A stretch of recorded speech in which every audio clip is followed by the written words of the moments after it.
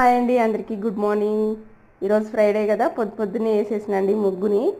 కానీ 6:30 కల్లా అయితే ఎండ అయితే కంపల్సరీ వస్తుందండి. చూసేయండి, ఎండ చూసిరిగా స్టార్ట్ అయిపోయింది హీట్ అనేది. ఇంకా మాది వచ్చేసి పైన హౌస్ కాబట్టి మా పైన ఇంకో ఇల్లు లేదనమాట అండి.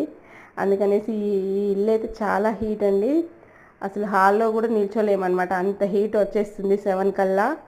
అందుకనేసి నిన్న మేము హాల్లో ఉన్న టీవీని కూడా బెడ్రూమ్లోకి మార్చేసినాము. ఎందుకంటే హాయ్ అండి, అందరికీ గుడ్ మార్నింగ్. పొద్దున్నే ఇలా ముగ్గు వేశాను, ఫ్రైడే కదా. ఫ్రైడే రోజైతే చాలా తొందరగానే వేస్తాను. ఇంకా 6:30 కల్లా ఎండ అనేది వచ్చేస్తుందండి. చూడండి, ఎండ అప్పుడే స్టార్ట్ అయిపోయింది. చాలా హీట్ అండి. ఇక్కడైతే ఎండలు ఎక్కువ అండి, చెన్నైలో అయితే.